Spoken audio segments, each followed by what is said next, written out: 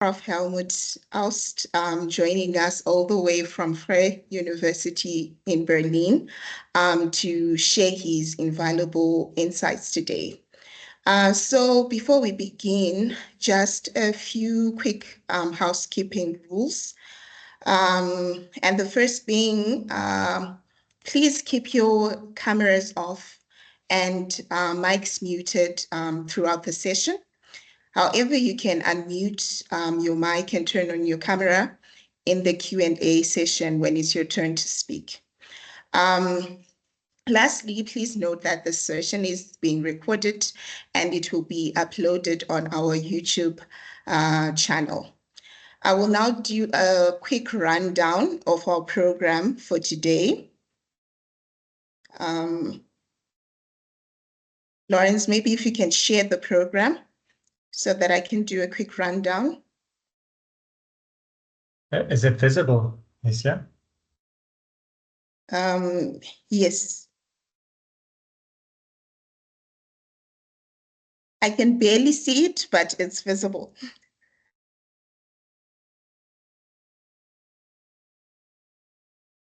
All right, I will just do a quick rundown so long. Firstly, we'll have Prof Oliver Fuhr, our chairholder, who will give welcome remarks and briefly tell us more about CLES and the Critical Conversation series. I will then introduce our guest speaker and the topic for the session, after which I will hand over to Prof Helmut for his presentation. We will then open the floor for a Q&A session, which I will facilitate before handing over to Prof Helmut for his final remarks. Finally, Dr. Erasmus, our administrator and research coordinator, will wrap up the session. And without wasting much time, I will now hand over to Prof Oliver Fuhr. Thank you. Thanks very much, Nesia. Good afternoon, ladies and gentlemen. Good afternoon to Prof Aust, our guest. I want to thank you very much for making time to honor our invitation to participate in this third edition or third critical conversation series of 2024. We really appreciate the support that you've provided to CLES over the years. I think for those that are new, they may want to note that you've been part of CLES since 2019 when the chair was started by Prof Anel, and that you visited Poch and you delivered a number of guest lectures in Poch's room, and you have been a research fellow of CLES since 2019. And you've supported us in different capacities, writing reports on numerous occasions to the NRF. So we appreciate your support. And for those of you who may not also know, I'm here at Freie University under the mentorship of Prof Aust. He's my host in terms of the fellowship that I received last year from the Alexander von Humboldt Foundation. So CLES is a part of the research unit in the Faculty of Law, and it is located in the Potchefstroom campus. And it was conceived in 2018 by Prof Anel and granted the status to operate in 2019. And since then, we've had it going. We attract a number of students, especially postgraduate and postdoctoral students that do research in the intersecting areas of law, urban governance, urban development, and environmental sustainability. So our intention is really to build capacity and to enable students, our postgraduate students and postdoc, to be able to conduct research in those areas and to be able to look for solutions to some of the legal and policy challenges that we experience. And since 2019, we've had what is also referred to as the Critical Convo series or Critical Conversation series that was introduced by Professor Anel. And initially there was one, I checked there was just one, but things have evolved and we now have 3 of them per year.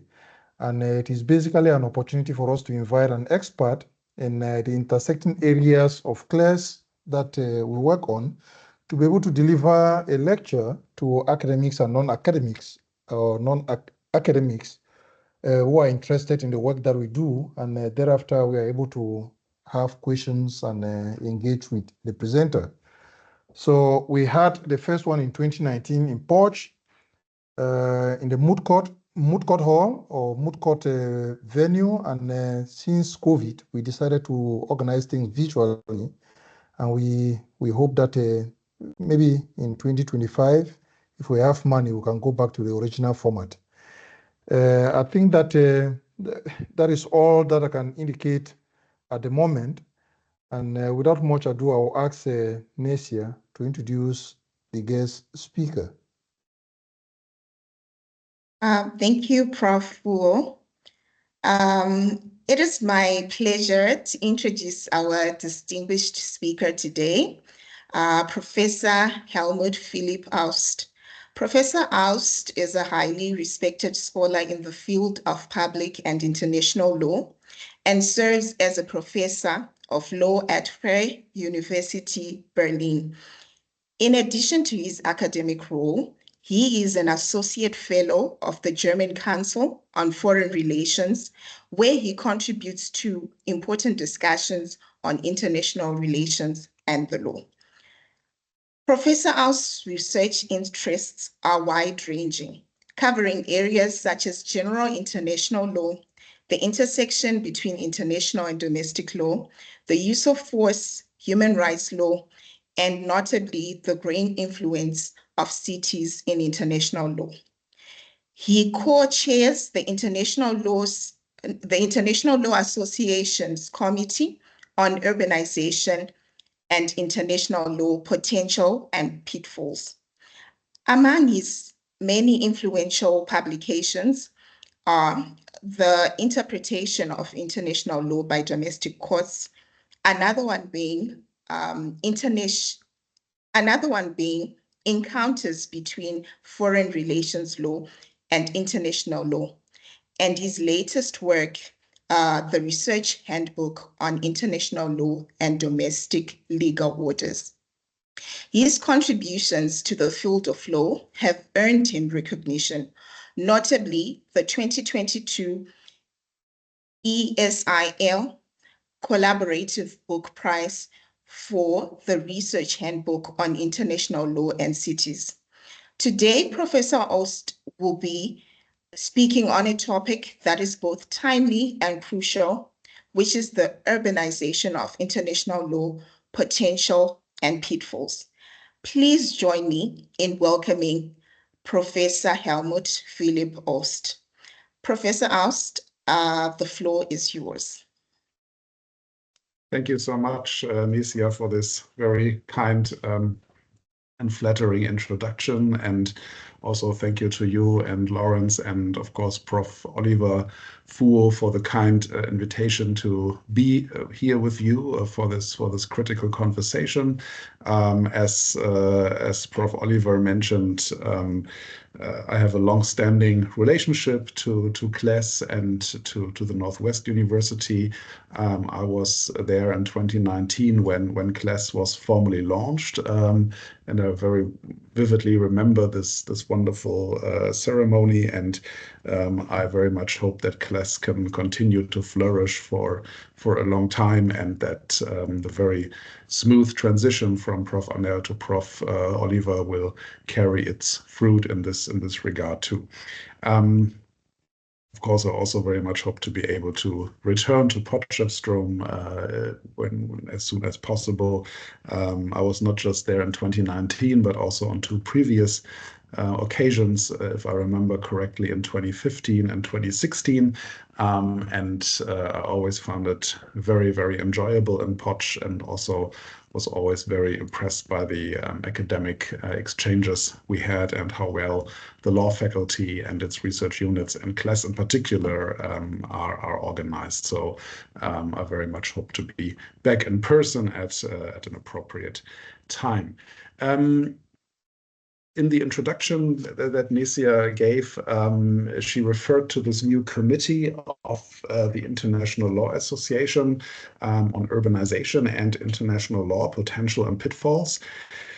And I have used this name of the committee also as the title for today's critical conversation. And my main presentation, however, will be a bit more general in the sense that it will address the growing role that cities play in international law, in particular in the fields of climate change and sustainable development. But before doing that, maybe I can say a few words also on this endeavor of the International Law Association, and then maybe return to that topic also towards the end of my presentation. The International Law Association is a very traditional and long-established learned society. It was set up in 1873 already, so more than 120 years ago, and more than actually 150 years ago, if I do my math correctly now. And it has as its mandate to contribute to the study of international law, and it does this mainly through different collective bodies that it sets up, and it has basically two main institutional settings in which it works. There are study groups, which are a bit more informal and open-ended, and then there are committees, which are considered to be slightly more authoritative, also when it comes to their output. And in the context of the ILA, there used to be a study group on the role of cities in international law, which existed from 2017 to 2023. And this study group has now morphed into a committee which has as its focus the slightly broader theme of urbanization and international law, potential and pitfalls. Excuse me. And this committee is co-chaired by Janne Neyman from the University of Amsterdam and the Geneva Graduate Center and myself. Plus, we have two rapporteurs. Who run the committee together with us, and one of them is Prof Arnel du Plessis. So there's a very strong linkage of this ILA committee to Potchefstroom, even though she has now left for Stellenbosch University. But through her person, there's also a connection to this Association of African Urban Law Scholars, in which some of you may be active, and we definitely hope to also build further ties between the work of the International Law Association and this new network of urban law scholars in Africa. In the committee, we hope to study in general how this process of ongoing urbanization that we see across the world is impacting on the structures of international law. And we see many examples where the urban sphere and international law are brought in ever closer contact these days. This ranges from the fields of climate change and sustainable development, about which I will speak today, to other fields like development cooperation, international humanitarian law, if you think about aspects of urban warfare, which are ever so urgent as a question of international law today, to the protection of cultural heritage, international economic law. So across all these fields of international law, the international and the urban meet frequently, and it is this intricate relationship between the local and the global that we hope to study in this committee. I'm happy to also answer more questions about this committee towards the end. Let me share my screen. I have prepared a PowerPoint presentation for today's session, and I hope that this is visible in the same way as it was visible earlier on. So basically, in the next 35 or 40 minutes, I would like to briefly set up the topic and explain to a certain extent how we have come to the point that international law is today also interested in the role of cities, which is a bit of a counterintuitive development, as international law for a long time was considered to be a state-centric body of law, something which plays out on the global level, on the international level, but not so much includes actors like cities and local governments. I will then situate that with some remarks on sustainable development and climate change in international law, and will in particular pay attention to the sustainable development goals as well as climate change networks before wrapping up things in a brief analysis of some of the red threads which run through my presentation. So what do I mean when I speak about the urbanization of international law? The starting point maybe is really counterintuitive in the sense that when we think of international law, we think of interstate settings, we think of the International Court of Justice, we think of questions of war and peace, and not necessarily about the city and questions of urbanization and how different parts of national territories urbanize, become more urban, or how they relate to the rural, and so on and so forth. So one question is kind of what has international law really got to do with this development? And I would like to discuss some trends in this field that tell us that there is something that is happening on the international level. So I would see that I would diagnose that cities increasingly become active in international contexts nowadays. So in a way, they go abroad, they form networks among themselves, they cooperate with other actors such as international organizations. Sorry for the typo, this was supposed to be IOs with a capital I and capital O. International law is also impacting on cities, and all this leads to the development that cities take a voice on international issues. And sometimes I would argue you can see all these different trends in very specific, even trivial, banal contexts. So one of the moments that I encountered when I thought about the relationship between the international and the local was when I was walking through the streets of Atlanta in the United States in Georgia in 2015, so already quite some time ago. I was walking on Peachtree Street there in Midtown Atlanta, and I was walking past this billboard of which I took a picture and which you can now see in the presentation. And it had all these nice sounding slogans of what it means to be a good urban citizen. If you live in Atlanta in this particular neighborhood, you should be a neighbor, you should build a business, you should catch a show, take a class, grow a friendship, start a family, commute by foot. And in a way, when reflecting on this poster, I was thinking this is very much in line with the way that cities nowadays often try to portray themselves when they try to create the image that they are front runners in the fight against climate change, that they aim to be sustainable, that they are progressive in the political sense. So all this seems to be implied there, and in a way, this innocently looking poster is like a snapshot into this world of global city networks, which formulate kind of current global standards, quote unquote, on what it means to be a good city, and then by implication, what this means for individuals living in cities. But this is a rather recent development in terms of international law. And if you had asked international law scholars which role cities would play on the international level 20 years ago, you would have probably not received any meaningful responses. People would have been very, very confused. This is very clearly evoked in one of the first articles on this new trend that cities would go global. It's an article which appeared in a journal called The Urban Lawyer in 2006, written by Gerald Fruck, who used to be teaching local government law at Harvard, and David Barron, who also was an academic at Harvard and later became a judge.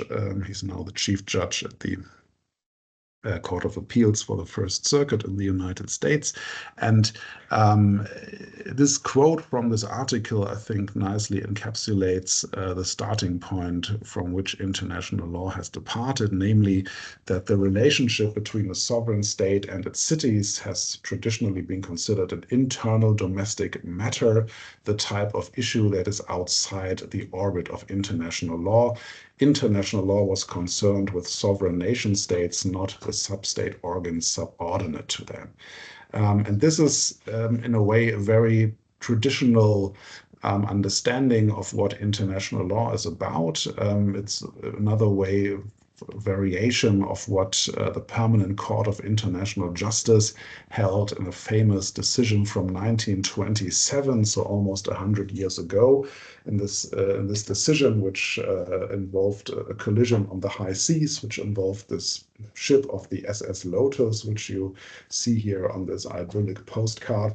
The court said international law governs relations between independent states. So the city level was not really part of international law at that time, and still in 26, when Fruck and Barron wrote this article, they still portrayed international law in a very similar way as just being concerned traditionally with sovereign nation states and not these sub-state organs that are somehow of an inferior importance, so to speak.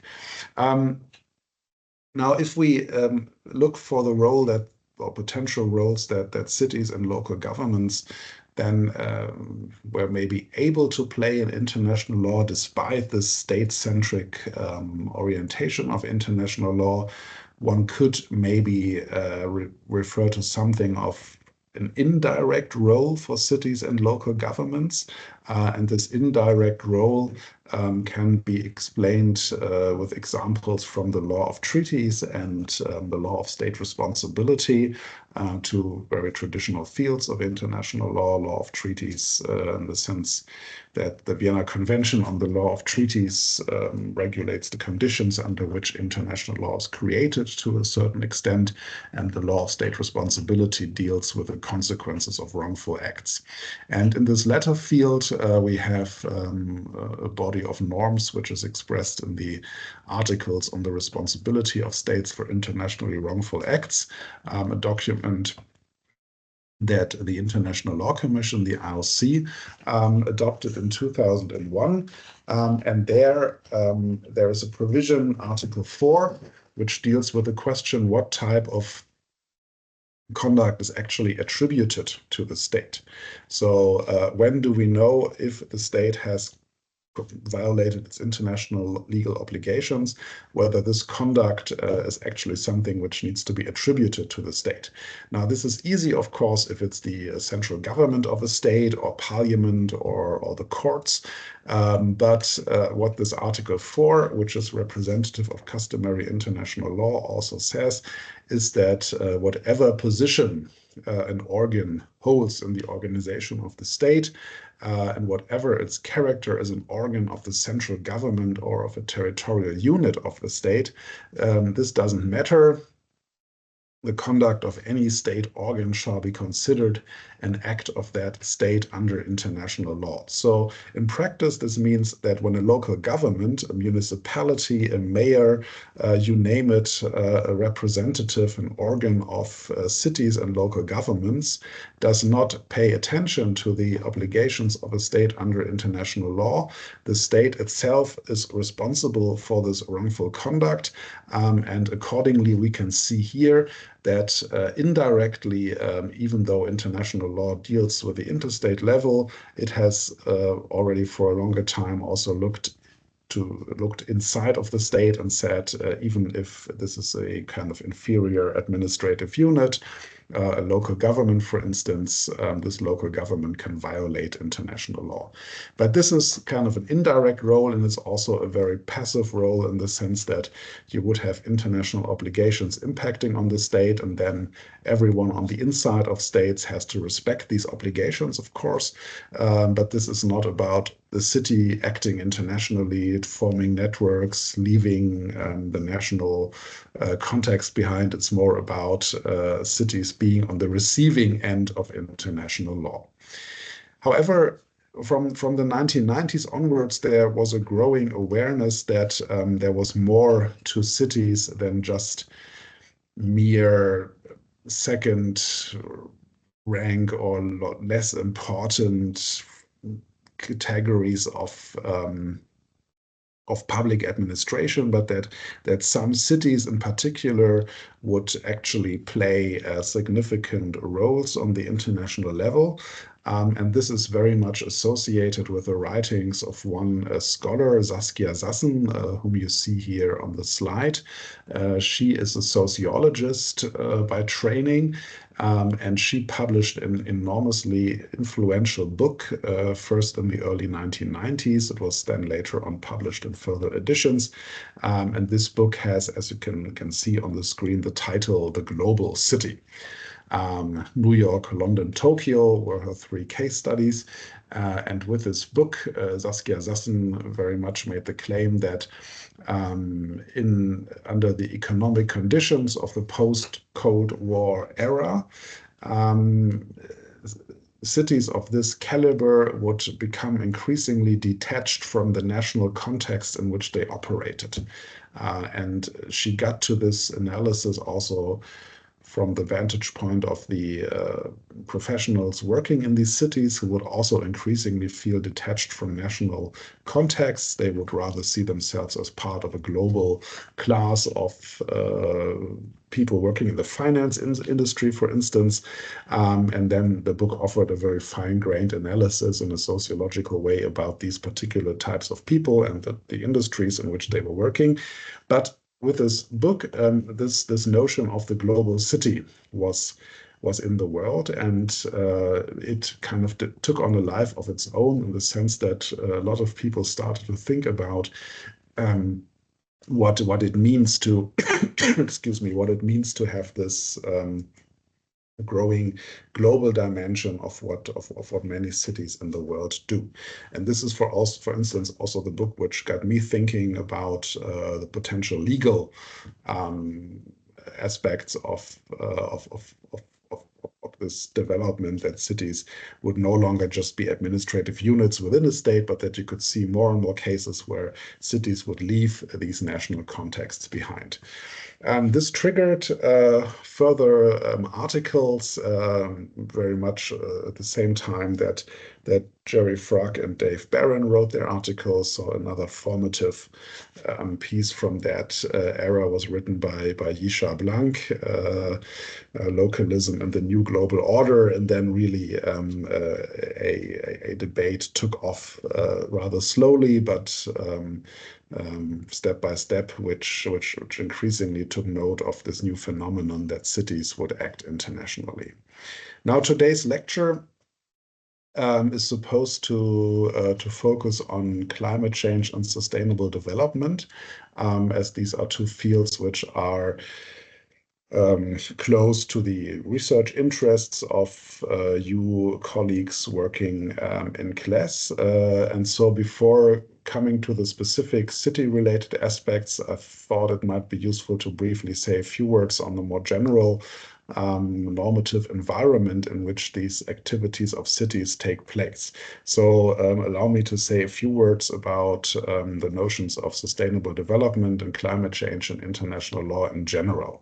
And these fields are embedded into the development of part of international law, which can be called international environmental law, which has developed significantly across the last 100 years, one could say.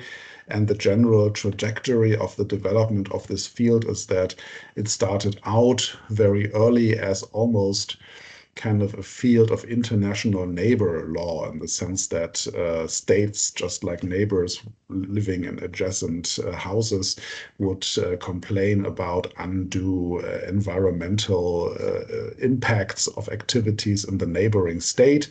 And the case which really epitomizes this early phase of international environmental law is an arbitration which took place between Canada and the United States, the Trail Smelter case, and that was a trail smelter which was situated right at the border between Canada and the United States. And already the image evokes that this was a process which involved a lot of exhaust fumes and which had significant environmental implications in terms of the exhausts being carried over the border. The technical details of the case need not interest us, but this arbitration from the 1930s really developed the concept that states would have to pay attention to what they caused in terms of environmental impacts on their own territory if this impacted neighboring states. So that's kind of the earliest version of international environmental law, and it's far removed from the questions that we ask ourselves today. So when we talk about sustainable development and climate change nowadays, we can no longer conceptualize these fields as just fields which involve neighborly relations. Climate change is a global problem. It has to do with the protection of the global commons, and it is something which requires action, not just in a bilateral neighbor setting, but by the entire international community. And this is mirrored in a way also in the development of rules and principles which deal with sustainable development. Sustainable development is a concept which seems to be very well established today, but when you look at its genesis, it actually only goes back to the early 1970s, and it went through a couple of declarations and documents from the Stockholm Declaration in 1972, which was the result of the first United Nations Conference on the Environment over the Brundtland Report, the 1992 Rio Earth Summit, Millennium Development Goals, until finally the Sustainable Development Goals were adopted in 2015 by the United Nations General Assembly. And in a way, sustainable development, as it is set forth in these documents and also in the sustainable developments, is the attempt to really square the circle, in the sense that you try to achieve development goals which have a significant economic side to it, all the while respecting the environmental and societal impacts that development brings with it. So in a way, it's an attempt to do everything at once, to have economic development, which is necessary for many people in the world living under dire conditions. You know that very well, and I don't have to tell you anything about that. That would be inappropriate from my side, that there are legitimate development needs. On the other hand, there is also the requirement to protect the Earth system, to respect the carrying capacity of the planet, and how to balance that is really the crucial question. It remains a bit unclear whether sustainable development is really a rule of international law or a principle of international law, or whether it's a cluster of different rules and principles. The legal status of the SDGs is also something which can be discussed for quite some time. There is a UN General Assembly resolution which brought the SDGs to life. In international law, we do not ascribe hard legal bindingness to General Assembly resolutions. They are declarations or recommendations. They can be categorized as soft law, and soft law instruments like the SDGs can be used for the interpretation of other rules of international law, but it's not hard and binding law in and of itself. We will see in the later part of the presentation that the SDGs play a very important role for the kind of empowerment of cities as also internationally relevant actors, as one of the goals in the SDGs is goal 11, which is a specific city-related goal, and that's a very significant development. We will return to that in the next part of the presentation. Before we do that, however, also very briefly some words on the climate change regime as it has developed. The climate change regime goes back to the 1992 United Nations Framework Convention on Climate Change, which includes basic principles and considerations how to tackle the challenge of climate change, but the concrete actual work is done by further agreements which states need to enter into before they become binding. And here the relevant agreement today is the Paris Agreement from 2015, which has as its goal to hold the increase of global temperature rise well below 2 degrees Celsius and aim for not more than 1.5 degrees Celsius, always compared to pre-industrial temperatures. The whole climate change regime is kind of characterized by its ambition to be implemented in a way which reflects equity. That's a big word too, and the principle of common but differentiated responsibilities and respective capabilities in the light of different national circumstances. You can easily make cross references or build connections here to the principle of sustainable development. And in terms of how the Paris Agreement works, it really relies on a political commitment by member states, in the sense that states are only required to do what they nationally determine as contributions to cut back on their emissions, the famous or infamous nationally determined contributions, which ought to become more progressive over time, principle of progression, and developed countries should take the lead with undertaking economic-wide absolute reduction targets. It says should, it does not say shall or must or will, so there's an element of political discretion here, which at the time enabled the United States also to join the agreement. It would have been more difficult for reasons of United States constitutional law had this obligation been more rigorously formulated. So what happened was that it was watered down so that the United States could join via what is in US foreign relations law called an executive agreement, so without the need to go to the US Senate for advice and consent. And in a way, this has come back to haunt the Paris Agreement ever since, as sometimes US presidents like President Trump like to quit the Paris Agreement, then the United States rejoin under President Biden. And I think that now we are all rather anxious to see what will happen on the 5th of November, whether President Trump will return. And if he returns to office, it's a safe bet that he will withdraw the United States from the Paris Agreement a second time, which would be a very, very depressing development. If we look at the role of cities in the global climate change regime, we can see that there are some timid steps towards the recognition of cities in this context. And this has to do with a growing awareness in the build-up to Paris that cities might actually be useful to achieve the objectives of the global climate change regime.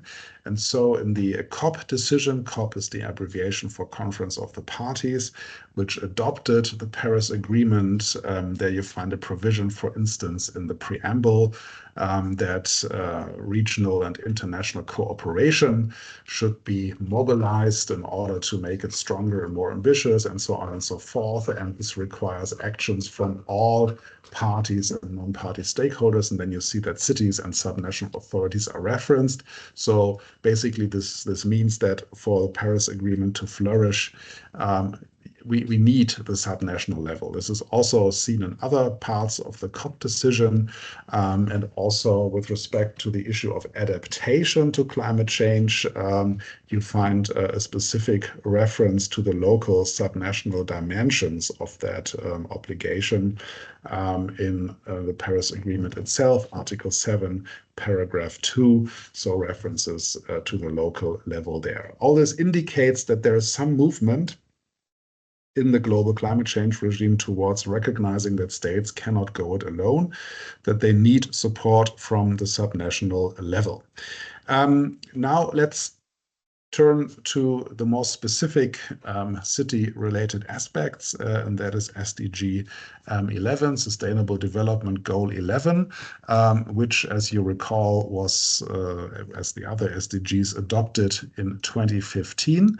And there, in this nice graphic of the United Nations, you can see that SDG 11 is something specific. It deals with sustainable cities and communities. I hope that you can see the small print on your screen. And this particular sustainable development goal sits alongside other SDGs, like the one on no poverty, zero hunger, good health and well-being, quality education, gender equality, clean water and sanitation, affordable and clean energy, and so on and so forth. And what really makes SDG 11 specific in this sense is that it's the one specific actor-oriented SDG. All others are dealing with specific policy issues, or they deal with cross-cutting structural issues. And SDG 11 is specific in the sense that the urban context, sustainable cities and communities, are directly referenced here in the Sustainable Development Goals. And this was seen as an important development also by cities who were looking for a role to play on the international level, because in a way it tells them, you are responsible for sustainable development. This is not just something that the states, the governments, nation states governments talk about in the United Nations, but you have a concrete role to play when it comes to sustainable development. And the adoption of the SDGs also coincided more or less temporarily with the adoption of the new urban agenda, this other document which you see here on the screen. That's the outcome of the 3rd UN Habitat Conference, which took place in Quito in Ecuador in 2016. And in this new urban agenda, there are manifold references to the SDGs and to the Paris Agreement on Climate Change. And this is kind of the most ambitious general blueprint of urban development, let's say, and urban standards, which has come from the international level so far. And it's maybe not a coincidence that this happened so briefly after the SDGs, even though the real reason is that UN Habitat conferences take place every 20 years. And so 2016, it was about time after Vancouver 1976 and Istanbul 1996. But let's look a bit more specifically about or into sustainable goal 11. And here you see a familiar face on the screen, Prof Arnel Duplessis, and in a recent contribution on SDG 11 from the Cambridge Handbook on the SDGs, she wrote that the inclusion of an urban goal in the Sustainable Development Goals may arguably be seen as the ultimate endorsement of the emergence of cities and transnational global associations of cities as a new type of actor on the international stage. So in the words of Arnel Duplessis, a very strong endorsement that SDG 11 really means something as a significant shift with respect to the role of cities in the international system. Now let's look a bit more closely at what SDG 11 actually provides. The first slide where it appeared was very generic. Here you only have this reference to sustainable cities and communities.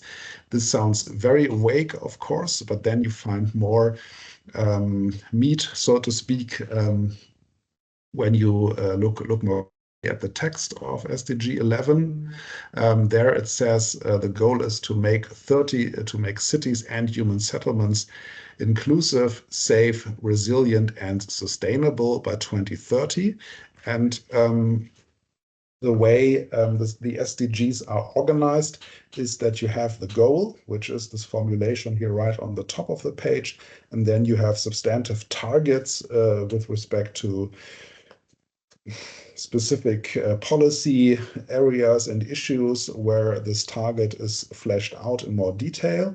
And if you look towards the targets that SDG 11 has, you have a combination of 7 substantive targets which deal with issues of housing, public transport, sustainable urbanization, cultural and natural heritage, natural disasters, per capita environmental impact of cities, and the availability of public spaces.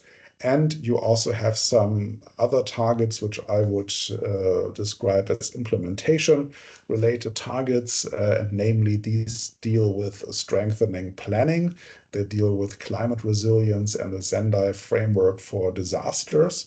And they also deal with support for least developed countries, LDCs. So you have a set of 10 different targets, which collectively are meant to flesh out what SDG is about. But it still probably is rather vague, and I've abbreviated that now because if I put all the language on these specific targets on the screen, it would be very, very confusing and a lot of text. But what I would like to do is to look a bit more specifically also then at the level of indicators, because the way, excuse me, the way the SDGs work is that you have basically 3 levels. You have the goal, you have the targets, which we have now seen, and then the targets are further specified by indicators, which are meant to give a specific basis on whether a goal and its targets have been met. And this is quite interesting if we look at the indicators. I've also just included some here, not all of the targets of SDG 11, and I've abbreviated that here and there to a certain extent. And so you have, for instance, target 11.1, which deals with housing, and there the indicator is that the proportion of the urban population living in slums, informal settlements, or inadequate housing is the relevant indicator for target 11.1. Now, there's a long story and history actually behind this particular aspect of SDG 11 and its target and the indicators, because in the previous development blueprint of the United Nations, the Millennium Development Goals from 2000, the MDGs, cities did not really play much of a role. And the only role they played in the MDGs was with a goal which related to the reduction of people living in slums and informal settlements. And this, I'm sure everyone in this group would agree in principle that this is a noble and important goal to reduce the proportion of people living under such conditions. The downside that was seen with this fixation of the MDGs on this particular goal was that it enabled or kind of triggered so-called slum clearance policies, which were on the face of it a positive development because these numbers were reduced, but often they led to very precarious forms of housing and living conditions in different contexts. And so there were certain incentives to just erase informal settlements without necessarily having an interest to provide for better housing in different circumstances.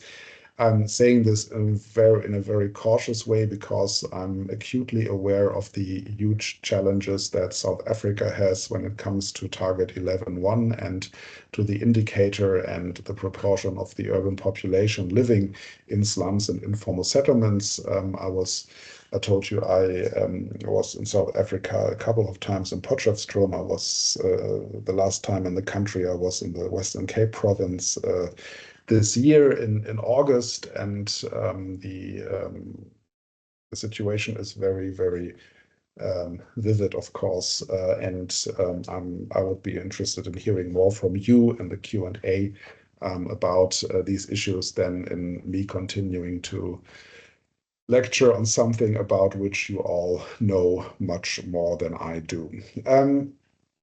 If we look at some of the other indicators, you see that, for instance, when it comes to public space, indicator 1171, there is a quota which relates to the average share of the built-up area of cities that is open space for public use for all by sex, age, and persons with disabilities, for instance. You have a reference to questions of physical or sexual harassment. When it comes to planning, 11A, you have an indicator on whether there are national urban policies or regional development plans, so a reference to integrated development planning, which I believe South Africa has developed to a significant extent. I remember the PhD that Angela van der Berg actually wrote at Northwest University, which dealt with these questions, and which I had the privilege to assess also as a reviewer.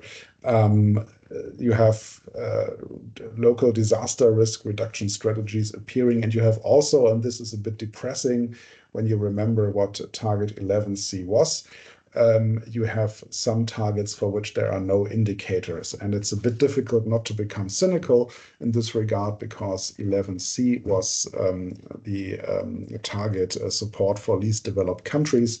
And apparently UN member states were not able to arrive at indicators how success in this regard would be measured. And so as a consequence, there is no indicator at all for this specific sub-target of SDG 11. So you have probably a mixed bag. You have indicators and targets which are much more diverse than the focus on slum clearing that the Millennium Development Goals had, but maybe you also have some problems still which are attached to SDG 11. And here I would like to draw again on the work of Annelle du Plessis, and she has identified 4 key problems with respect to this particular sustainable development goal. So she has, in this contribution to the Cambridge Handbook, made the point that the generic reference to cities is quite problematic. So you don't necessarily know which settlements are included and which are excluded by this reference to make cities sustainable. There are also communities mentioned, so maybe that's one way to escape this conundrum, but there remains a definitional difficulty to actually know what is meant when we talk about a sustainable city. There are different categories of urban organization and different domestic legal systems, cities, towns, villages. Sometimes this is clearly regulated, sometimes not. There are statistics by the United Nations which continue to announce that the world is urbanizing, that we live in an urban age. And that more than half of the world's population by now is already living in cities. But the closer you look at these statistics, the more difficult it actually becomes to assess on which statistical basis they are grounded.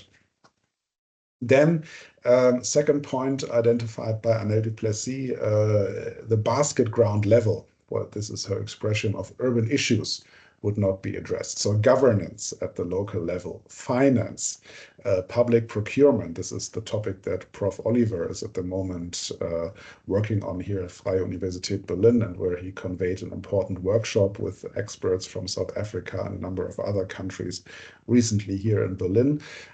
So all these very mundane, basic issues would not be addressed by the Sustainable Development Goals. And so one criticism could be, this is just an overload of expectations of what a sustainable city should look like coming from the international level, but the real issues on the ground are not really taken care of. Then she also mentions, Prof. Annelle mentions, that city-level data generation would be a blank space in these concepts. So in other words, we do not yet always really know what's going on the ground. Let's also return to that issue in a sentence. And finally, cities will not be able to deliver on SDG on their own. So they need partnerships. They need other actors which help cities to become sustainable. And these are 4 problems that could be identified with respect to SDG 11. Where do we stand with respect to progress? The SDGs were adopted in 2015, and they were adopted with a perspective that they should be achieved by 2030. Now, we can all do the math. We are in the year 2024 now, so this means we are closer to the moment when the SDGs should be achieved, when all these nice goals, targets should be reached. We are closer to that date than we are to the moment in which the SDGs were adopted. And there was some kind of midterm review which happened at the United Nations level last year. So a progress report by the UN Secretary General, whom you see here on the slide, Antonio Guterres. And in this report, interestingly, he devoted quite forceful remarks to the importance to strengthen not only national but also subnational capacity, saying, you see that highlighted here, that local and subnational governments must be empowered and supported to bring implementation of the goals to the ground level. So basically, he says there needs to be much more action on the local level, and there must be empowerment of local and subnational governments. When we look at the actual progress with respect to SDG 11, this is actually very depressing, and maybe the overall progress towards meeting the 17 development goals is also depressing. But interestingly, for SDG 11, the situation seems to be particularly difficult. You see here in this figure, which is taken from the 2023 progress report of the Secretary General, a figure which I find very illuminating. You have the 17 SDGs and you have a color coding, which tells us something about progress in realization of the Sustainable Development Goals. And the colors are easy to relate to. So if we see green, we are on a good track. If we see yellow, fair progress, but we need more acceleration.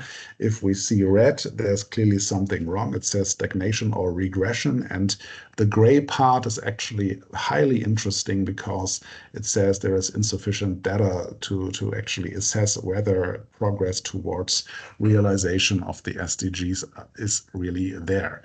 And the first observation probably is that there is too much red and not enough green. Some goals, they have some green parts, SDG 11 too, but in general, probably we see much more red than we see green. But what I found interesting about this figure is that when you look at SDG 11, it actually has the longest gray part among all the SDGs, meaning that we simply do not know where we stand when it comes to progress on SDG 11. And this, I think, connects back to what Prof also identified in her article, that we have a significant deficit when it comes to the generation of data on the city level. We do not know what's going on the ground in various local contexts. And apparently this is a problem which is particularly acute when it comes to SDG 11. It is the only goal of the 17 where, if you do the math, more than 50% of the targets assessed cannot be measured because we simply do not have enough data. And I think this is a call for action for academia also, and I think in particular it should be seen as a vindication of the work that you do at CLES, because I always understood CLES to be a research center which looks at the law of sustainable development and climate change in a local context, but it does not just look at the law, but it's from the start designed as a highly interdisciplinary project.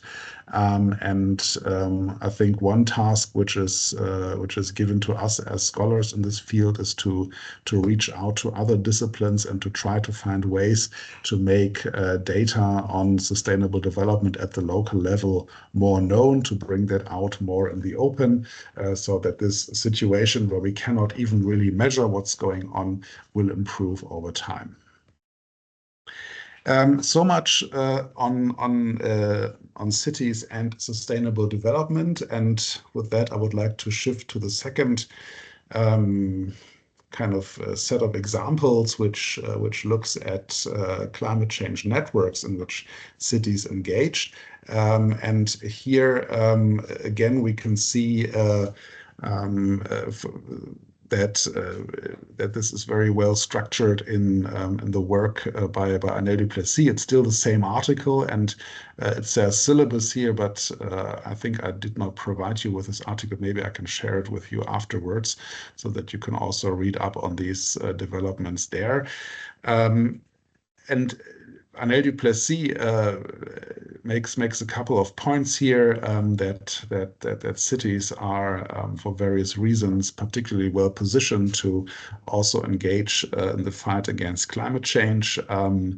And this relates to their high energy consumption, it relates to their vulnerability, it relates to their democratic character, and it relates to the fact that many cities have joined one or more global transnational city networks. And these city networks, there are different networks in existence. So one of them is, for instance, CLES, which was originally an abbreviation, a very complicated one, for the International Council on Local Environmental Initiatives, a development which took off after the Rio Earth Summit in 1992. And this is a very open and general network which municipalities can join if they like. And then you can set up climate change plans which are assessed by CLES, and then CLES helps you to achieve these plans. And CLES today has more than 1,000 member municipalities, so it's a very open network, but which is very representative for a broader trend that cities interact in networks amongst each other on the international level, which is for international law a development which raises many questions, because typically we would not have understood cities to be actors in international law, recognized subjects, but these networks, they try to carve out a role for cities at the table at the global institutions. CLES is quite open and has a low hierarchy, so to speak. This is a bit different with the other most prominent climate change network, and that's the C40 network. This is also something which I describe in quite detail in this article of mine, which I have shared with you as a reading for today's session, the From Paris to Pittsburgh and Back article, which was actually to a significant degree also written in Potchefstroom in 2019 or 18 when I was there for some time. And C40 is a much more exclusive network of mostly so-called mega cities. They also have smaller member cities, which they call innovator cities.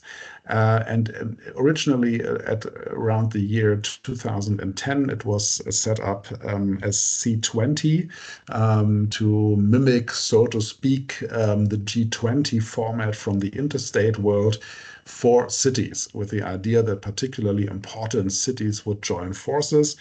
Then the network expanded. It included more than 20 cities, so it was rebranded as C40 cities.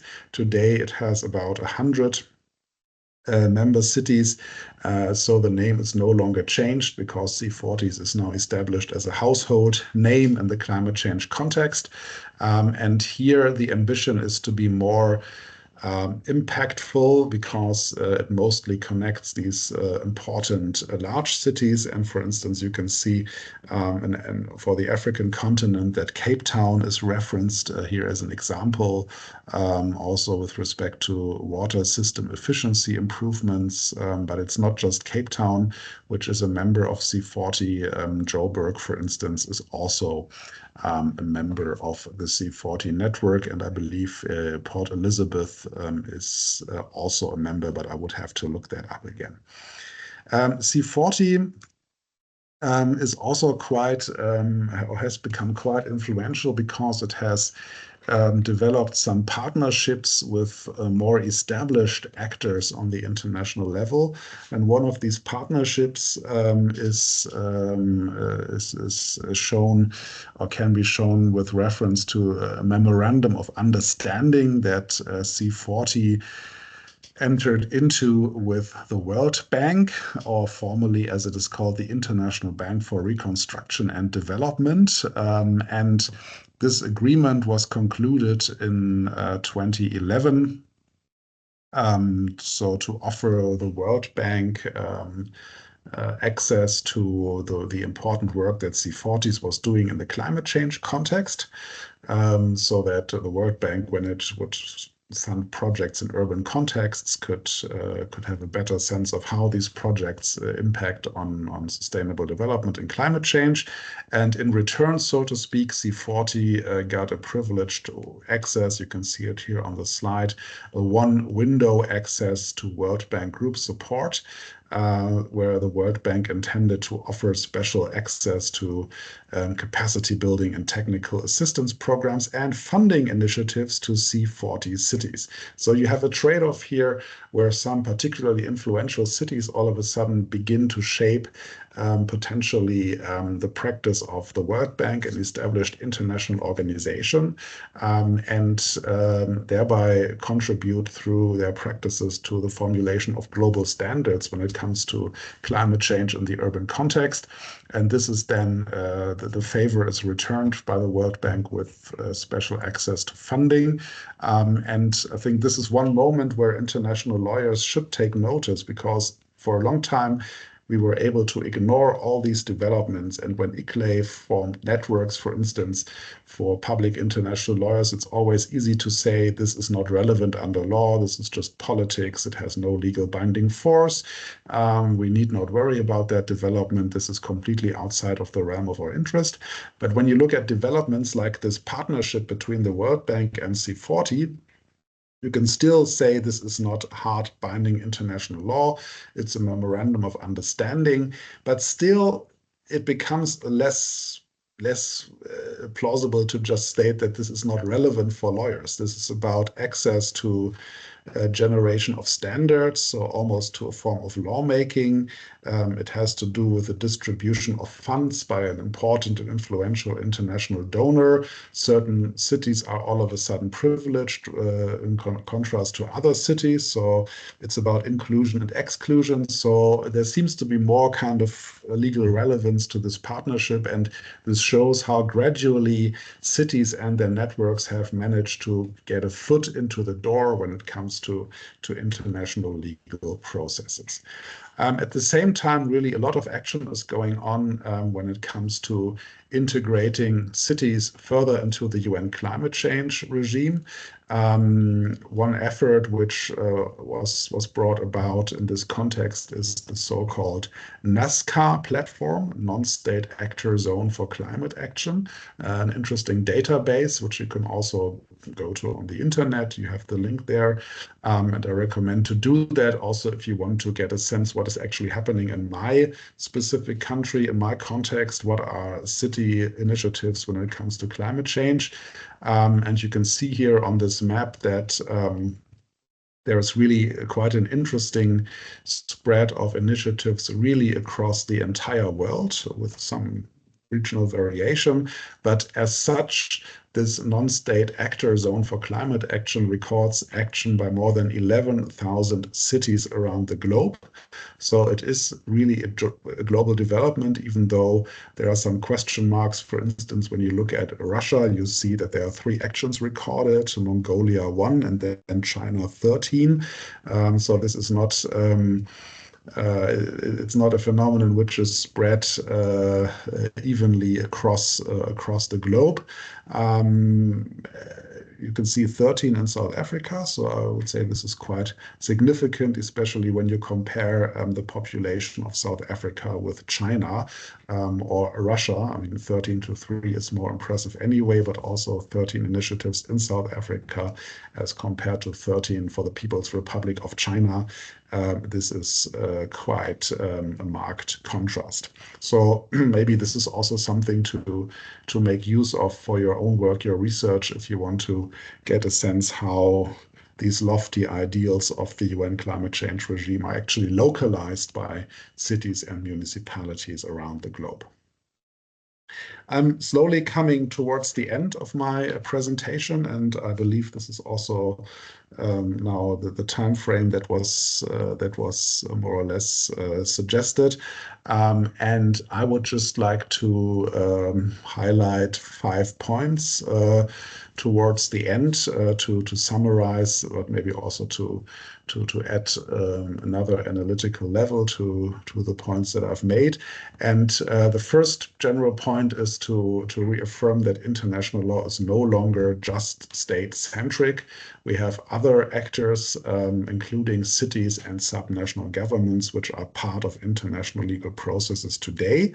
Of course, the nation state is still the most important actor in international law.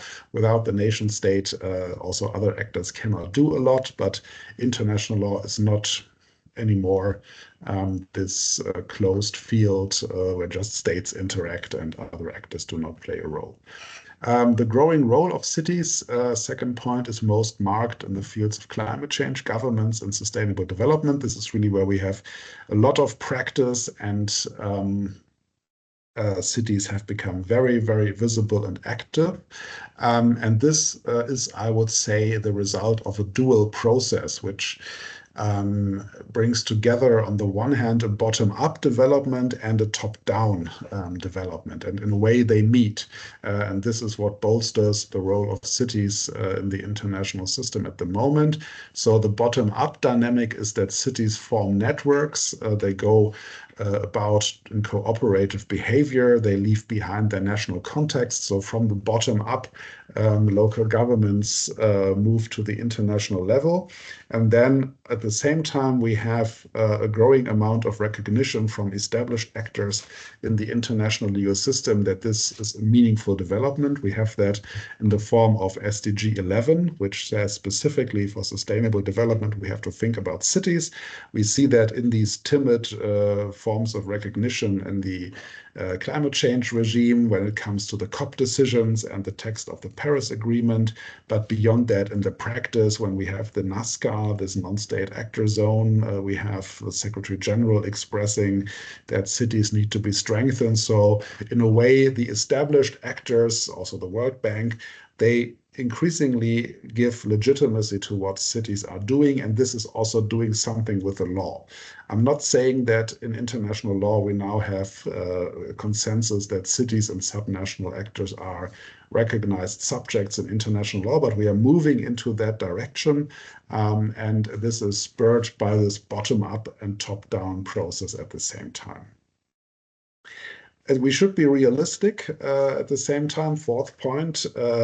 And I would say that cities and what they do internationally, they cannot do it on their own, but they can help states and international organizations to fulfill their climate change and sustainable development agendas. So just like Anel Duplessis pointed out, cities cannot do it on their own. They need help from states, from IOs, from other actors. I would also say that these other actors need all the help they can get from cities and subnational actors and local governments in order to live up to their obligations. And this is also very much along the lines of what the UN Secretary General has urged in his progress report. In summary, I would say this offers a lot of positive potential. because we need all the support and the mobilization we can get when it comes to sustainable development and climate change. But of course, we should also always keep in mind that there are potential pitfalls, which can relate, for instance, to issues of political polarization. So particularly in the United States, there's a very marked divide between urban centers and rural areas of the United States, for instance. And the more that cities stake out a progressive position, whether in climate change or also in other fields like migration, for instance, the more backlash, excuse me, there may be. But again, maybe also we need this constant to and fro, because if there is a backlash on the level of the nation state, for instance, if President Trump becomes reelected, we might see similar dynamics again, as we already saw when he was in his first term in office and he exited the Paris Agreement. Then a lot of the cities and municipalities in the United States tried to step in and make the point, we are still in the Paris Agreement. We take that seriously, regardless of whether the United States leaves this agreement. Of course, this shiny world of climate change and sustainable development governance can also be detached from local needs and realities on the ground. Prof Anel referred to that with the basket ground level of urban issues, governance, finance. And if the question of what good urban governance becomes more and more internationalized, this is an opportunity for some cities, but it may also be a burden for others. There may be overstretch of local governments, and this is another point which we should keep in mind when discussing that development. Now, I have spoken for a very long time, and I'm a bit exhausted now, so I look forward to the Q&A period. I've stopped the screen sharing again, and look forward to any questions and comments you might have. Thank you very much, Prof. Helmut, for such an insightful and thought-provoking presentation. We are now opening the floor for questions. So you're all welcome to raise your hand or make use of the chat box to pose your questions. We're looking forward to a very dynamic discussion, so please don't hesitate to share your thoughts.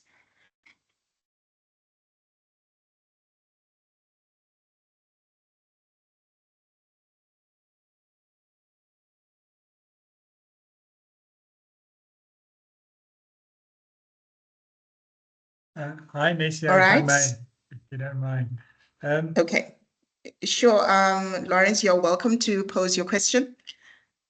Prof Helmut, I think I'm asking you to speculate, considering the direction we are moving in, and since cities may be viewed as international actors, do you think we'll ever reach a point where those cities can conclude agreements with other international actors that actually constitute international law? Or are we instead just moving away from the use of traditional law? I'm just curious on your thoughts on that. It's purely theoretical. Thanks. All right. I'll also take another question from Dr. Wendy Musangaza. Dr. Wendy, you're welcome to pose your question, and then Prof. Helmut can respond. All right. Thank you, Nesia. Thank you so much, Prof. Helmut, for a very insightful presentation. I have two questions, but I'll ask one and then give others a chance and maybe ask again on a second round. So I'm working on climate litigation at city level, and cities in several cases are invoking international agreements like the Paris Agreement in their litigation efforts, seeking the judicial interpretation of these laws at national level.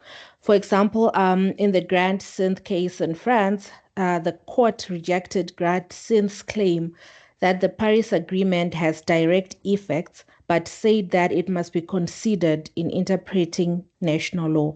How do you view the role of international agreements like the Paris Agreement in city-led climate litigation, particularly when courts in different jurisdictions interpret these agreements differently? Thank you. Okay, great. Shall I respond? Prof Helmut, you're welcome to respond, and then we'll take Mishka's question after. Excellent. Thank you so much for two excellent questions, really both very pertinent. If I start with Lawrence, I think, yeah, it's a question which invites speculation, but I think there's also some parts of a potential answer which are a bit firmer than just speculation. So maybe the first point, we may actually already have agreements in terms of binding international law, which cities conclude, but it is controversial. And the example where this becomes most palpable relates to practice of the World Bank, which is at times entering into legal relations directly with cities and municipalities. That's a possibility that is already envisaged under the Articles of Association of the World Bank. These agreements then need the consent of the respective nation state in which the city is situated. But there is an interesting debate in the literature. Maybe debate is too much of a word, but some people write about it, about the legal nature of these agreements. And apparently, there is a dispute, or there exists disagreement, even though no one really wants to bring the disagreement into the open. And the starting point seems to be that the World Bank holds the view that such agreements are actually agreements under international law. Arguing that if we enter into these agreements with municipalities, this is international law. We only act under international law, and we do not act under the domestic legal system of a certain state. The national governments seem to be of the view that, however, such agreements are falling under their domestic law. Now, this is not conclusively settled because there is no procedure to do that. And as long as there is no major disagreement, also no one feels the need to really resolve that question. But if you take the narrowest, the least common denominator approach to the definition of international legal personality, it basically says an entity is an international legal person, enjoys subjectivity if it is able to hold rights and obligations under international law. And if for a moment we assume that the World Bank has the right position, this would mean that this is actually already happening. So we may already be in this phase where cities can conclude agreements under international law. But there is a second, I think, element to your question, which I find very important and influential way. Also, excuse me, and you asked, are we maybe moving away from binding law in general? And I think this is a very pertinent observation in the sense that we can see that also in various contexts in which established actors under international law, like states and international organizations, they are hesitant to enter into legally binding agreements. They have recourse to other informal instruments, sometimes called soft law, but sometimes also, and this is a more recent development, described as non-legally binding agreements. This is a topic which the United Nations International Law Commission, for instance, is now studying. So they started with this new topic this year. There was a report by the French Special Rapporteur, Matthias Forteau, and there seems to be a growing interest in these non-binding elements of the international legal order, if that's not a contradiction in terms, so to speak. And the interesting point back to the role of cities here, in my view, is that to the extent that states also increasingly organize their cooperation in non-binding, non-traditional forms, they also open up this entire avenue for actors which have a less established formal status. And thereby they make it easier for cities to also enter these processes. The second question by Dr. Wendy, thank you so much. That's also a very relevant question.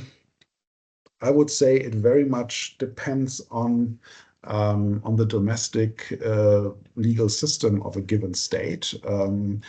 States are organized differently when it comes to the general role that international law plays internally, whether they grant it direct effect or not.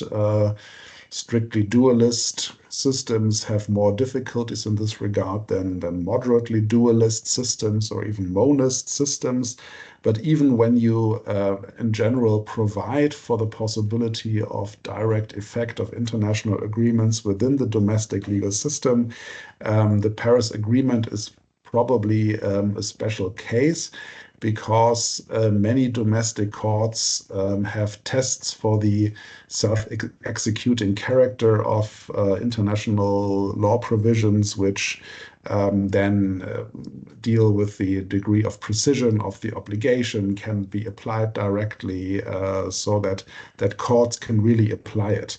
And the Paris Agreement here, with its very open-ended structure, is certainly a challenge, which at least makes it easy for courts to find ways around the Paris Agreement, where they can say we are not applying it directly because it basically gives so much political discretion that it's not suitable to be regarded as self-executing.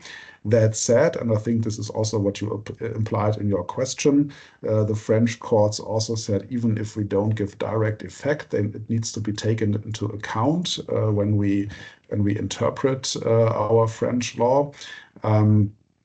This is also something which in my own country, the German Federal Constitutional Court pushed very much. We had a climate change related decision in 2021 in which the Paris Agreement played an important role in the argumentative structure of the court.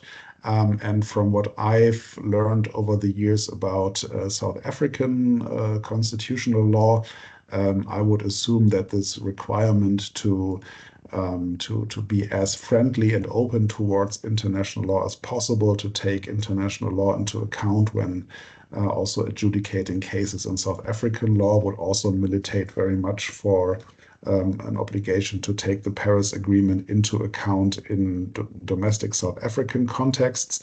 I would imagine, but maybe you could tell me more about that, because I'm not qualified in any way to say anything more about South African law. But what I could imagine is that fruitful approaches would be to couple your fundamental human rights provisions from your constitution with the Paris Agreement and thereby to bring it in this way. But maybe this is something about which you could say more, and I would at least be very interested to hear more about your work in this area.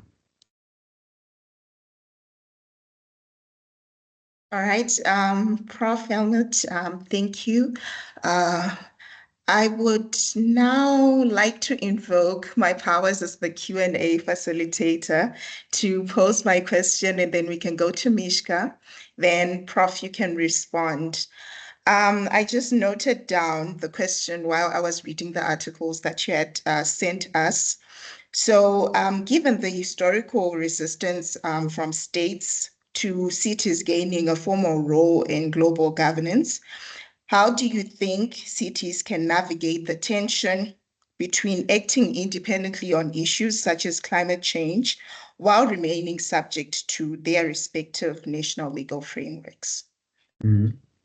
Yes. Then Mishka, you're welcome to pose your question now. Then Prof can respond.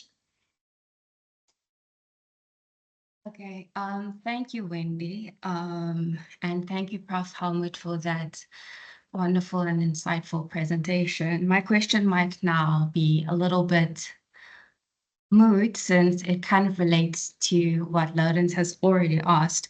I was just wondering, though, but I'll ask it for good measure. I was just wondering, since cities are now in a space where they're entering into international law, normally when we think of international law, or when we first learned about it, it was state-centric. And it's very hard to enforce, especially because each state has their own jurisdiction and they need to adopt it first. They need to sign it into their legislation before it becomes binding. How, when we're considering climate change and the impact that it has currently on people and communities that live in these cities, how do we navigate the space where cities are now involved in international law? They are close to communities that experience the impacts of climate change. They are, in terms of their country, responsible for taking care of these communities. But since international law is mostly soft law, it's not binding unless it's signed into their law. And these people maybe need progress made in terms of climate action, climate adaptation, mitigation. How do we navigate this space? It's more of like a speculative question. And yeah, that's all I have to ask. Okay, great. Thank you so much for two further very, very good and challenging questions. First, Nisia's point.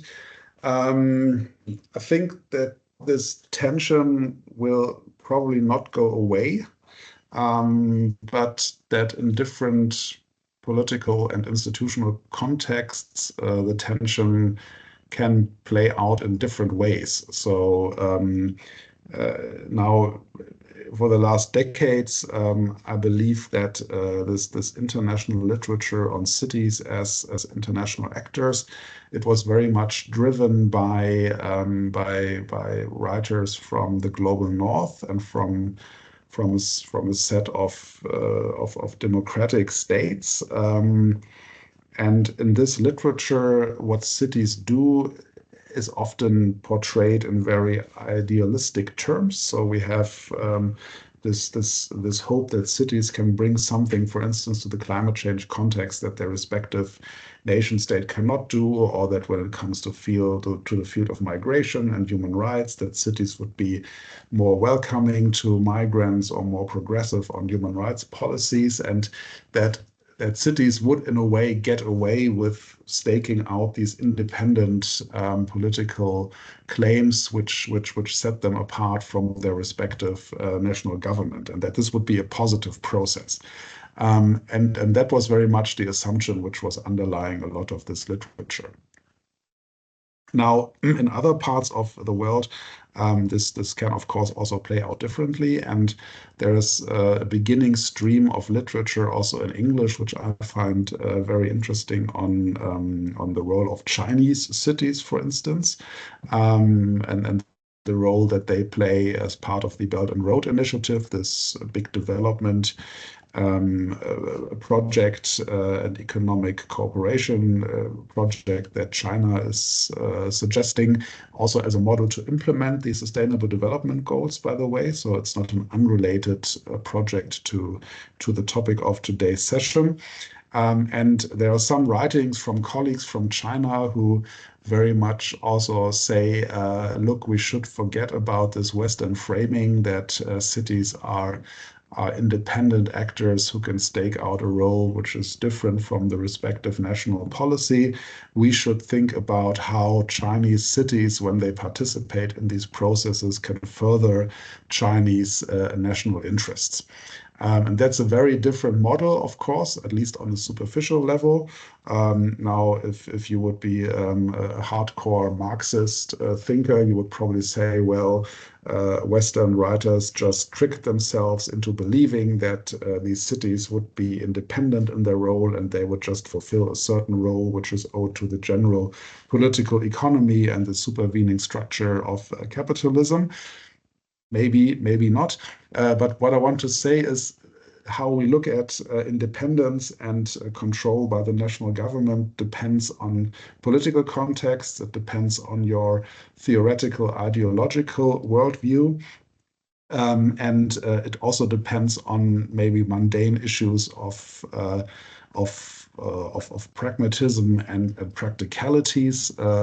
I remember when I started my work in this field, I had a conversation with someone from the German Federal Foreign Office or Foreign Ministry, and I asked him, look, how do you, and if so, how do you keep track of what German cities are actually doing when they act internationally? And then this guy, he sighed and said, well, you know, in the 1980s, there was actually someone who monitored that all.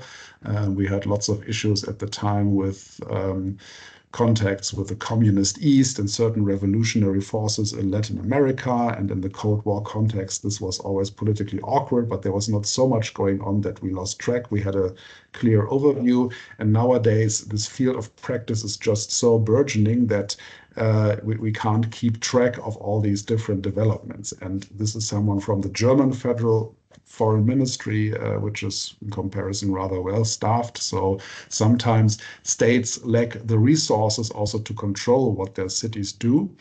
And then even though they would maintain the claim that they are in charge of the national foreign policy, it may not always be possible in practice to hatch cities in with respect to what they do. So you have political, philosophical, theoretical, and practical considerations which play out in this regard. Now, the second question from Mishka, I think that's a very pertinent point on many different levels. It again takes us back to the different legal systems, how they allow for the incorporation or not of international law.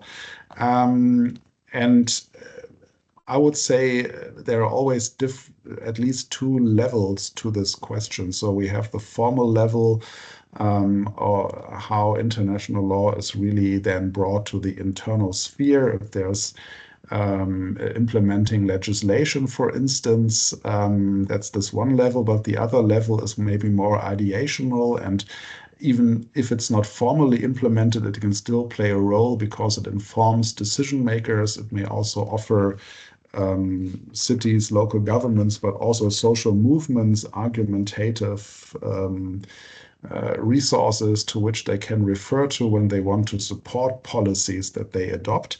And I would say, especially in the dire conditions that many people across the world are facing today when it comes to the climate crisis, the more kind of argumentative resources there are to do something in this field, the better. And even if international law is not always enforced and not always complied with, it can still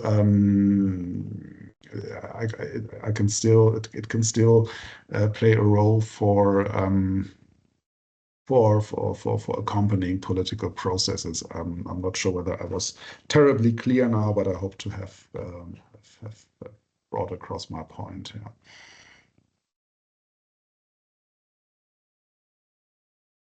All right. Thank you for the response, Prof. Okay, we'll now move over to Prof Fu, who has his hand raised up. Prof Fu, you are welcome to pose your question. And we will also take the second question from Dr. Wendy. Then Prof Helmut can respond. Thanks very much for a very insightful and thought-provoking presentation, Prof Helmut. I have been thinking here a lot about some of the things that you've said. And when you touched on the Belt and Road initiative by the Chinese, it made me to wonder if you've given thought to the impact which multipolarity and the rise of it may have in relation to many of the issues that you've discussed. The impact on international law on its own, the impact on the role of city networks in pushing the boundaries of international law and actively being involved in the implementation of international law.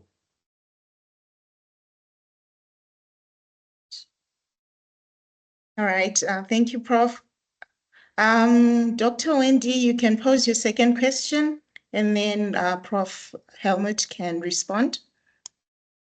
Thank you, Nesia, and thank you, Prof, for answering my first question. I think the second question is really related to the first, so I'm not sure if you have anything to respond there, but I'm just gonna say, again, with climate change litigation, cities are collaborating across national borders to challenge, for example, like emission standards.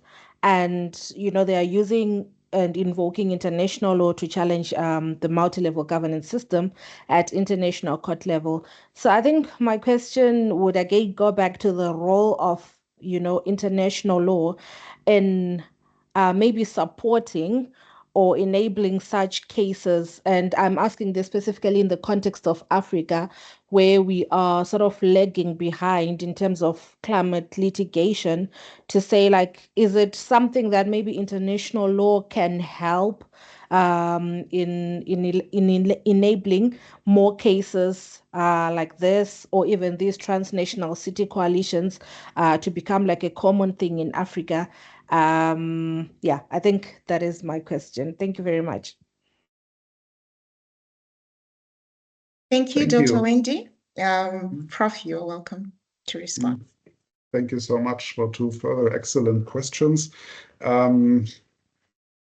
If I start with Prof. Oliver, multipolarity is, I believe, still a controversial concept, even though I would say we see clear signs that that the world is moving into a phase where there are more and different political centers than it was the case for a long time in the post-Cold War era, which was characterized as a unipolar moment. And we are definitely seeing change in this regard. I mean, we are not, I would suggest that it will be difficult to find many people who will claim that the United States will be able to maintain the very dominant position they had in the post-Cold War era in this form in the foreseeable future. Who knows? Maybe President Trump can make America great again. I'm just kidding. So we will see what this will mean.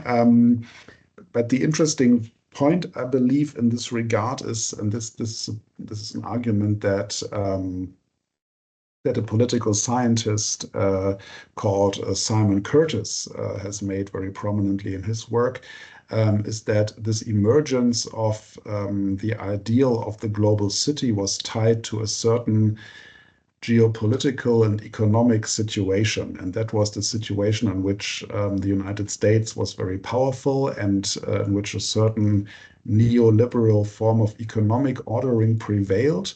And this led in a way to a reduction of the kind of role that the state was supposed to play. And with this kind of cutting back of what the state was supposed to do, there was a space which opened up for other actors, and into this space, private enterprises, the private sector pushed, but also maybe cities. So that's the starting point of this whole debate in a way. And the interesting question, what kind of model for cities and urban governance will emerge if the prevailing geopolitical system changes. And Simon Curtis now has written another book. And for you, Oliver, there will be a book launch in Berlin of this book on the 3rd of December, and you will be back, I believe, by then. He has written another book together with Ian Klaus from the Carnegie Foundation for Peace, for Carnegie Endowment for Peace, which is called The Belt and Road City. And in this book, Simon Curtis and Ian Klaus, they make the argument that the Belt and Road Initiative is not just about logistics and transportation networks and the like, but that with connecting different dots on this map and pursuing urban projects in a certain way, there would also be a new ideal of urban governance emerging, and this will in all likelihood also have a role for the role of global city networks. For the foreseeable future, I would think that we will have parallel worlds of these city networks emerging. So there will be those in the climate change context, for instance, which are still very much shaped by the post-Cold War context and the assumptions of the liberal international order, so to speak, even though not exclusively. There are also many cities from the global south involved there. And then there will be other networks which will come out of this new power center around China and organized around the Belt and Road Initiative. And it will be interesting to assess how the interlinkages of these networks will be. Dr. Wendy's second question. It's a bit hard for me to really say much about the African context because I'm just not very knowledgeable, and I don't want to lecture you on something where I don't know much and you know much more than me. So this would put me in an awkward spot. I don't want to do that. I would just maybe make 2 points. I think on the one hand, it would be really very beneficial if African cities would participate even more in these international city networks. As you could see on the slide, which I'm also happy to share with the organizers afterwards, as you saw on the C40 illustration, African cities are quite active in this context, so that's already something. But sometimes the prevailing view is that also in C40, number of powerful cities, the usual suspects, so to speak, like New York, London, Paris, they are very much in the driver's seat, and the more participation by African cities there would be in this context, I think the better it would be to also develop common standards on the urban level coming from a part of the world where climate change hits the hardest. In terms of courts, let me just mention the ongoing proceedings in the form of the request for an advisory opinion by the International Court of Justice. I think that's a very important case to watch. And the International Court of Justice was not always considered to be the most progressive judicial body, but I think its composition and also its approach has changed. And maybe with an ICJ advisory opinion, which will highlight the obligations of states in the climate change context more clearly, this can also have an impact on different regional contexts. Thank you. Thank you very much, Prof. I am inviting more questions. You're welcome to pose more questions to the audience.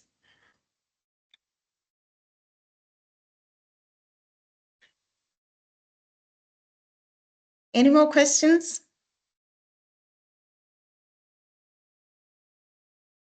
We also had a rich discussion, so yes, it was quite rich.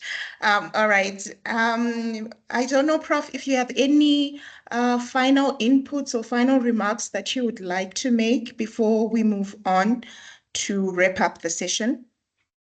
Not really in terms of substance. I believe I've talked for a very long time, maybe exhausting everyone, and then we had really a great round of questions coming from you. So I thank you for these really excellent and very focused questions. My only regret is that this was a virtual session. It would have been much more fun to do it in person in Potchefstroom, but I hope that we will have an opportunity to do that again in the future.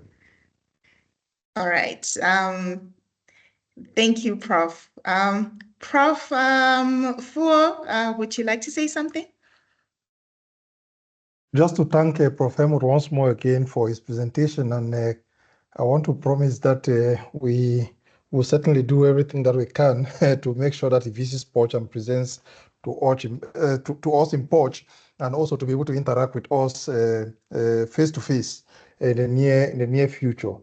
If everything goes well, I don't think it should be beyond us to make that happen next year. Thank you. All right. Thank you, Prof. Wu. I will now hand over to Dr. Erasmus to wrap up the session for us. Thank you, Nesia. Okay, so this brings us to the end of our critical convo. Prof. Helmut, we are truly honored to have a professor of your caliber join us here today. Thank you very much for taking the time to prepare the lecture. Your delivery really made it very easy to follow. I personally found it stimulating and also, of course, very insightful. Who would have thought, after having a stroll down Peachtree Street many years ago, that you would end up having a conversation here with us today on the urbanization of international law. But thanks again, Prof, and also thank you for your clear and thoughtful answers to all our questions. It was really an engaging and enriching experience for all of us. To Nesia, thank you for making all the arrangements in the background. I think today's event went very well. Everything ran smoothly, so well done to you. And then, of course, last but not least, also thank you to all the participants, the audience. Without all of you here today, wouldn't have been possible. So thank you very much, everyone. And that's a wrap. Yes, so thanks. Okay, bye-bye. Thanks for having me. Bye, everyone. Prof. Helmut, just a last note. Can you please email the presentation to me or to Nesia, and then we'll distribute it amongst ourselves as well. I will do that. Thank you very much. No worries. Thank you so much, and see you hopefully all soon again. Yes, for sure. Thank you. Bye. Thank you, Prof. Bye. You're most welcome.